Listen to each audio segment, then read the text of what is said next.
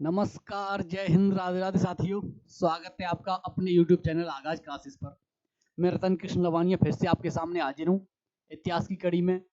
आशा करता हूँ कि सभी स्वस्थ और तंदुरुस्त होंगे और लगे हुए होंगे अपनी आरो यारों की तैयारी में।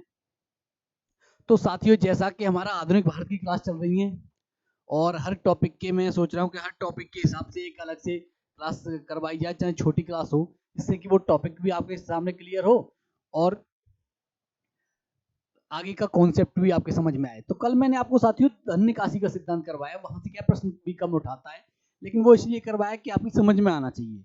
आपको समझने के लिए जरूरी है कि आखिरकार आगे की जितनी भी वो होंगी, अब 1857 की क्रांति, इसकी जब कारण देखोगे तो तात्कालिक कारण जो, ऐसा कि आप देख पा रहे हो कि हमारी 1857 की क्रांति है, अगर इसे मैं करवाऊंगा तो इसके कारणों की जब चर्चा होगी तो आप देख पाओगे कि कारणों की तात्कालिक तो आप कह सकते हो कि चर्बी वाले कारतूस वो तात्कालिक कारण हो गए, लेकिन ऐसा थोड़ी है कि केवल चर्बी वाले कारतूस को आप कारण मान के इतनी बड़ी क्रांति कर दोगे, इतना बड़ा आप कह सकते हो कि संग्राम कर दोगे या स्वतंत्रता संग्राम हो जाएगा 1857 का।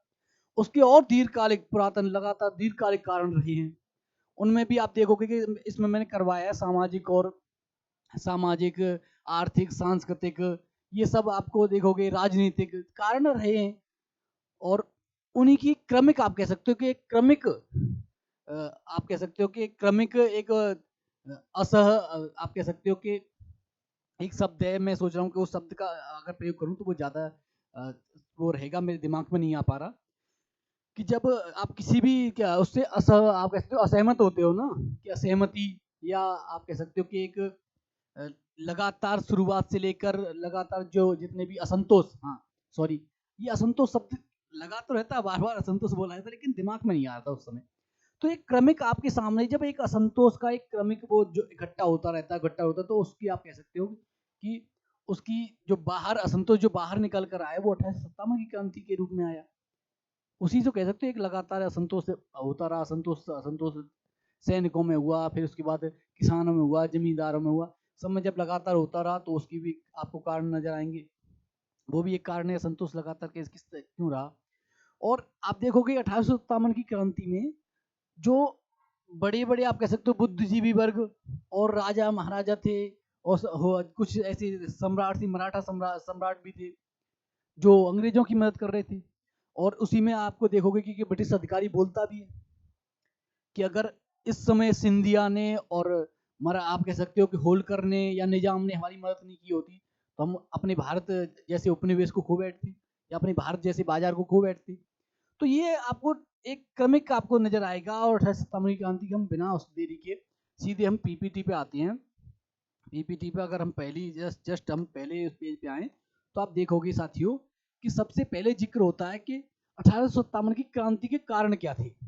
कारण क्या थे, कारणों की जब चर्चा करेंगे तो सबसे पहला कारण नजर आता है साथियों चरबी वाले कारतूस। अगर चरबी वाले कारतूस तो आप कह सकते हो कि तात्कालिक कारण में आप मान सकते हो कि चरबी वाले कारतूस रहे होंगे। तात्कालिक कारण अगर रहा है तो तात्कालिक कारण में आप कह सकते हो कि चरबी वाले कारतूस होंगे, तात्कालिक कारण के रूप में तो मान सकते हो। लेकिन इसका मतलब ये थोड़ी है कि ये थोड़ी मानोगे कि आप कह सकते हो कि सब कारण अगर देखा जाए तो तात्कालिक कारण की वजह से इतनी बड़ी क्रांति हो गई, इनकी वजह से तो नहीं होगी चरबी वाले कारतूस। हाँ, चरबी वाले कारतूसों में आप देखोगे चरबी वाले कारतूस तात्कालिक कारण थे 1857 इसी में। ये साथियों बैरकपुर नहीं है, ये बैरकपुर है, ये बैरकपुर है। बैरकपुर में सैनिकों द्वारा चरबी वाले कारतूसों का प्रयोग करने से इनकार कर दिया गया। और इसी में एक नाम आता है साथियों मंगल पांडे। इंजुएंट पर आप कह सकते हो कि जो उसको उनका जो सेनापति था उस पर हमला कर उसकी हत्या कर दी, और हत्या क्या कर दी, गोली मारी थी साथियों। तो मंगल पांडे से आप कह सकते हो बैरकपुर से इस क्रांति की शुरुआत होती है। इसके बाद जब मेरठ पहुंचती है क्रांति, और मैंने यहाँ पे सिर्फ वही करवाया जो प्रीवियस ईयर में पूछा गया है या आने के चांसेस हैं, तो एक्स्ट्रा कुछ नहीं करवाऊंगा साथियों। एक्स्ट्रा अगर आपको करना है तो मैं यूपी पीसीएस की क्लास करवाऊंगा और यूपी पीसीएस की मैराथन करवाऊंगा इतिहास की, और आधुनिक भारत की मैराथन करवाऊंगा और डिटेल में करवाऊंगा, तो उसमें आप समझ लेना उसे विस्तार से मैं करवाऊंगा। कम से कम 6 से 7 घंटे की का लगभग 4 घंटे की तो मान ही लो, लगभग 4 घंटे की क्लास रहेगी यूपी पीसीएस की मैराथन आधुनिक भारत की। या 3 घंटे और कम किया जाए तो 3 घंटे से कम तो नहीं रहेगी, 3 घंटे तो रहेगी रहेगी। उसमें भी जब रहेगी जब सेलेक्टिव होंगे, नहीं 4 घंटे मिनिमम रहेगी। तो आधुनिक भारत की मैराथन करवाऊंगा तो उसमें आप समझ लेना, बाकी आप यहाँ जरूरी नहीं है, आपको सिर्फ तथ्य पे ध्यान देना है। अब देखोगे कि जो कारणों में मैंने बताया था राजनीतिक, सामाजिक, आर्थिक और धार्मिक कारण भी थे। और धार्मिक कारणों जो प्रमुख थे, प्रमुख कारणों में आप देखोगे कि ब्रिटिश साम्राज्य की घिनौनी नीतियां थी। और नीतियां कौन सी? वही मैंने आपको बताया था कि सायक संधि, हड़प नीति, गोद निषेध नीति, आर्थिक विकास वाली रैयतवाड़ी, राजस्व जो संबंधी नीति थी वो सब, रैयतवाड़ी, महलवाड़ी, ये सब जितनी स्थायी बंदोबस्त, ये सब थी। ये सब नीतियां भी साथियों इसके कारण रही। तात्कालिक कारण मैंने आपको बताया चर्बी वाले कारतूसों की अफवाह, अफवाह नहीं कह सकती साथियों, अफवाह थी ये तो इतिहासकारों ने जिस तरीके जिसके जो सुनो वो होता है। लेकिन हो सकता है जब चर्बी वाले कारतूसों की एक अफवाह ही बात थी, लेकिन जो पुराना जो असंतोष लगातार इकट्ठा होता रहा, उसकी आप कह सकते हो विस्तृत उत्पत्ति, या आप कह सकते हो कि असंतोष का जो इकट्ठा होता रहा, उसको असंतोष को एक कारण मिल गया, तो उसी से आप देखोगे इतनी बड़ी क्रांति हो गई। इसके बाद जैसे ही हम आगे बढ़ेंगे तो आप देखोगे कि घटनाक्रम क्या रहा। घटनाक्रम में आप देखो 10 मई को मेरठ से प्रारंभ होती है 1857 की क्रांति। 12 मई 1857 को विद्रोहियों का दिल्ली पर अधिकार होता है, क्योंकि विद्रोही देखोगे कि विद्रोही जब मेरठ से प्रारंभ होते हैं सैनिकों के द्वारा, जब सैनिक विद्रोह होता है मेरठ रेजिमेंट में, तो आप देखोगे कि वो दिल्ली की ओर बढ़ते हैं। और दिल्ली की ओर बढ़ते हैं तो 12 मई 1857 को दिल्ली पर अधिकार कर लेते हैं। और स्वाधीनता संग्राम का प्रतीक साथियों कमल और रोटी, ये कई बार पूछा गया है, तो आप इस पर विशेष ध्यान रखना कि कमल और रोटी स्वाधीनता संग्राम का प्रतीक पूछ लेगा।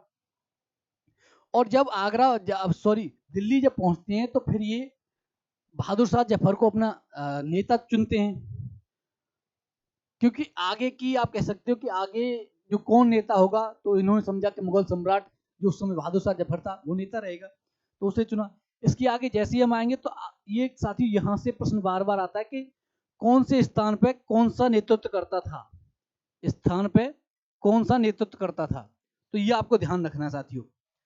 आप देखो कि बरेली में खान बहादुर नेतृत्व करता था, झांसी में रानी लक्ष्मीबाई नेतृत्व करता रही, लखनऊ में बेगम हजरत महल रही, कानपुर में नाना साहब या जिनका जो आप कह सकते हो कि बचपन का नाम धौंधो पंत था,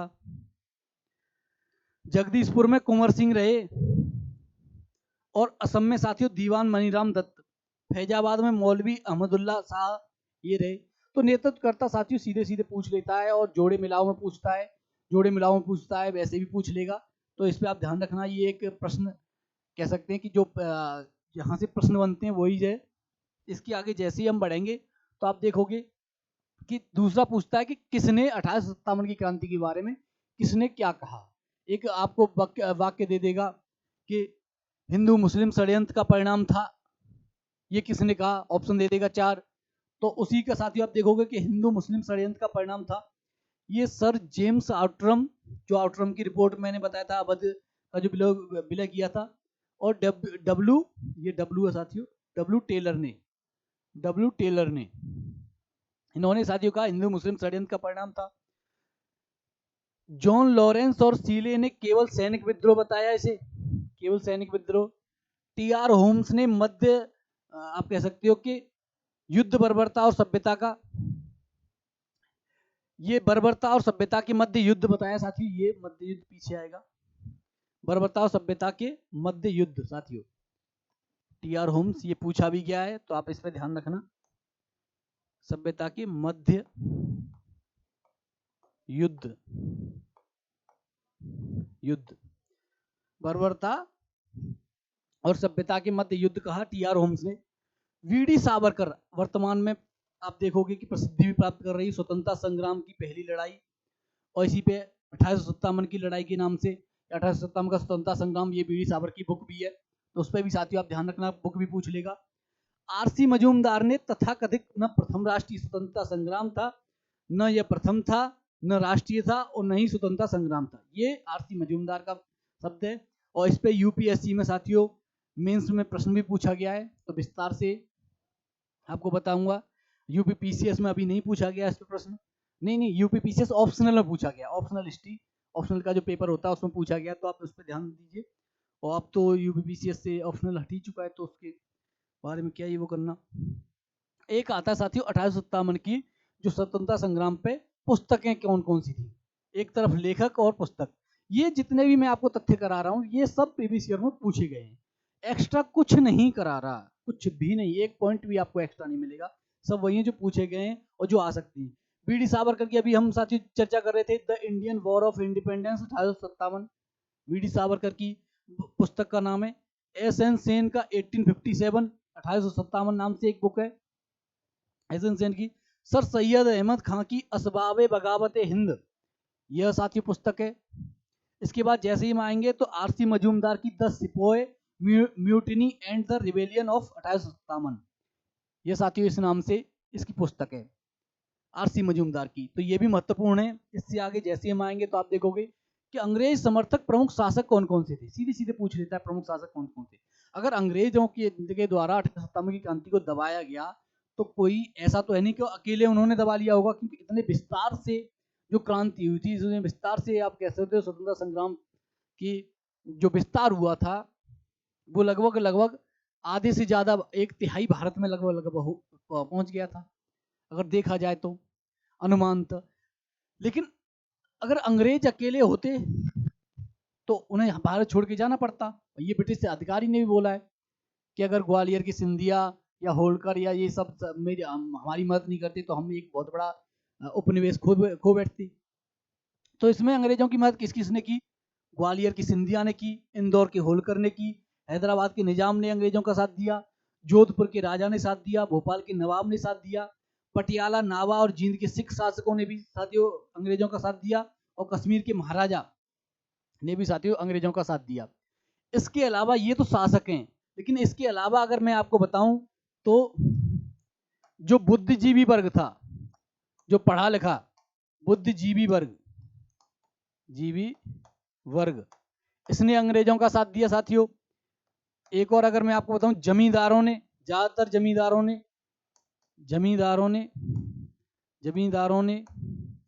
ज्यादातर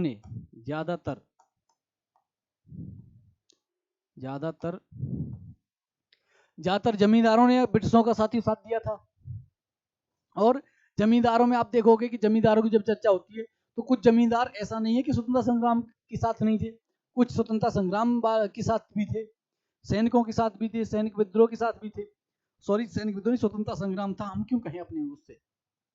ये तो आप देखोगे कि अगर मैं थोड़ा हटके, हो सकता है कि किसी की भावनाओं को आहत करना मेरा लक्ष्य नहीं है, लेकिन आप देखोगे कि जो पश्चिमी लेखक थे, जो ब्रिटिशर्स लेखक थे, उन्हीं के द्वारा इतिहास लिखा गया। उन्होंने अपने हिसाब से तोड़ मरोड़ कर भारत के इतिहास को आपके सामने प्रस्तुत किया है। और कुछ भी हो, मैं फिर कह रहा हूं कि कुछ भी हो, इतिहास को अगर जानना है तो एक तरफा थोड़ी पढ़ा जाएगा। इतिहास को जानना है, क्यों इतिहास में, मैं फिर आपसे कह रहा हूं, क्यों इतिहास में यही बताया जाता है कि फलानी मस्जिद यहाँ है, कि फलाना ये मंदिर यहाँ है। भारत में इतने मंदिर हैं, क्यों नहीं बताया जाता? क्यों? थोड़े तो मंदिर भी गए हैं ना, चाहे वो ब्रिटिशर्स हो, चाहे वो मुगल हो, किसी के द्वारा हो। भारतीय सभ्यता की, भारतीय संस्कृति के जो पद चिन्ह थे, जो चिन्ह थे, आप कहते प्रतीक थे, उनको दबाया गया है कि नहीं दबाया गया? ये क्यों नहीं बताया जाता? क्योंकि पश्चिमी लेखक थे, उन्होंने अपने हिसाब से इतिहास को आपके सामने प्रस्तुत किया है। तो इस पे साथियों में सिर्फ यही कहना चाह रहा हूं कि इस पे आपको ध्यान देना चाहिए, इस पे ध्यान देना है। इन्होंने साथ दिया। चलो 1857 क्रांति, मिडेबल की मैंने आपको करवाया था, अभी मुगल काल रह गया। मुगल काल में मैं आपको बताऊंगा कि औरंगजेब ने किन किन मंदिरों को तोड़ा। आप पूरा इतिहास आप देखो, दिल्ली सल्तनत मैंने आपके सामने करवाई, इतनी अच्छे अच्छे राइटरों की बुक पढ़ चुका हूं मैं, और उन सब से मैंने प्रीवियस ईयर से भी प्रश्न ज्यादातर उठाए। तो आप देखोगे कि अगर ये मंदिर तोड़ के बनाया गया है, अगर आप देखो 2.5 दिन का झोपड़ा मस्जिद बनाई गई है, संस्कृत विद्यालय के, संस्कृत आप कह सकते हो गुरुकुल के तोड़कर बनाई गई है, ये एक लाइन में बता देंगे। लेकिन जो मस्जिद आप देखोगे कि 3-4 मस्जिद, फलानी मस्जिद यहाँ है, फलानी दरगाह यहाँ है, इसका आप देखोगे कि इस तरीके से एक पश्चिमी लेखकों ने आपके सामने इतिहास को प्रस्तुत किया। ये आप क्यों नहीं समझते? एक आप कह सकते हो एक तरफा आप कैसे वो कर सकते हो? ब्रिटिशर्स थे, उन्होंने, अगर उनके लेखक थे तो वो ये थोड़ी कह देंगे कि 1857 की क्रांति एक स्वतंत्रता संग्राम था। वो तो इसीलिए तो सैनिक विद्रोह अभी मैं आपको करवा रहा था कि जो सैनिक विद्रोह हैं, कि ये सब जो कह रहे थे कि कथन, अब ये सर जेम्स आउट्रम ने जो बताया हिंदू मुस्लिम षड्यंत्र का परिणाम था, वो ये थोड़ी कह देंगे कि स्वतंत्रता संग्राम था। वो तो यही कहेंगे ना, हिंदू मुस्लिम षड्यंत्र का परिणाम था। तो इस पे साथियों अगर बहस करना चाहो तो बहुत ज़्यादा रहेगी, तो इस पे ध्यान नहीं देना है। बाकी हमें वही पढ़ना है जो हमारे प्रश्न में हमें जो सिलेक्शन दिलाए। ये थोड़ी बाहर की बात थी इस तरीके से। तो सीधे हम अपने उस पे आते हैं। तो ग्वालियर की सिंधिया ने साथियों अंग्रेज ब्रिटिशर्स का साथ दिया, और इंदौर के होलकर ने साथियों साथ दिया, हैदराबाद के निजाम ने साथ दिया। और अगर आप देखो तो सीधे निजाम ने साथ दिया। उसके बाद जैसे ही हम आगे बढ़ेंगे तो आप देखोगे कि जैसे ही हम आगे आएंगे तो एक सेकंड,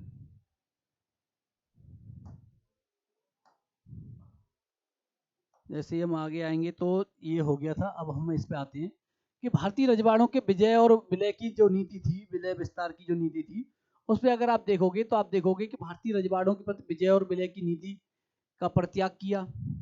अब ये साथियों 1857 की क्रांति के बाद, 1857 की क्रांति के परिणाम, क्रांति के परिणाम, परिणाम क्या रहे साथियों, परिणाम। अगर हम 1857 की क्रांति की अगर चर्चा करें तो 1857 की क्रांति के परिणाम क्या रहे। परिणाम में आप देखोगे तो भारतीय रजवाड़ों के प्रति विजय और विलय की नीति का परित्याग किया गया। सरकार द्वारा राजाओं को गोद लेने की अनुमति प्रदान की गई। जो हड़प नीति, गोद निषेध नीति, उसे समाप्त किया गया। भारतीय सेना ने नव गठन के लिए पील आयोग का गठन किया। भारत में कंपनी के शासन का समापन हुआ। भारत का शासन सीधे क्राउन के अधीन हो गया। भारत में ब्रिटिश साम्राज्य के विस्तार पर रोक लगी। धार्मिक मामलों में हस्तक्षेप की नीति अपनाई गई, क्योंकि धार्मिक मामलों में हस्तक्षेप किया था तभी आप देखो उन्हें लगा, ब्रिटिशों को लगा कि इनकी धार्मिक मामलों में थोड़ा आप कह सकते हो कि संवेदनशील मुद्दा है धार्मिक मामलों में हस्तक्षेप करना, तो उन्होंने अहस्तक्षेप की नीति अपनाई। सबके लिए एक समान कानूनी सुरक्षा दी गई। ये नहीं कहा गया कि मुस्लिमों को ये अलग दी जाएगी, कि हिंदुओं को अलग दी जाएगी, कि ब्रिटिशों को अलग दी जाएगी। सबके लिए एक समान कानूनी व्यवस्था की गई। इसके बाद जैसे ही आप देखोगे तो झांसी में जून 1857 में रानी लक्ष्मीबाई के नेतृत्व में विद्रोह की शुरुआत हुई।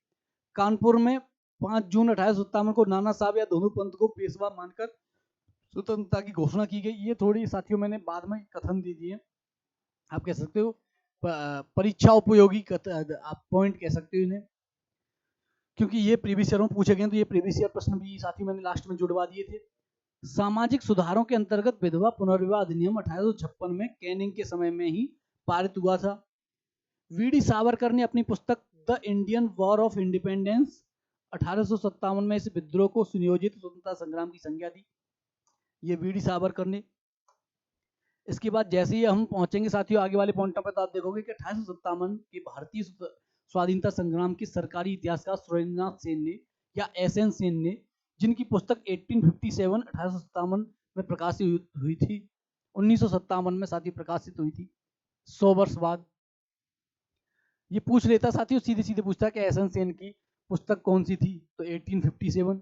कब प्रकाशित हुई, 1957 में, 1957 में प्रकाशित हुई। और पूछ लेगा सरकारी इतिहासकार कौन था, तो एसएन सेन आपको ध्यान रखना है।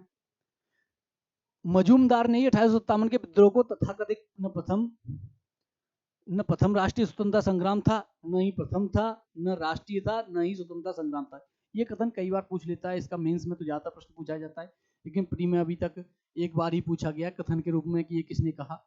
तो आप ध्यान रखना कि आरसी मजूमदार ने कहा था, तो आप इस पर ध्यान रखना।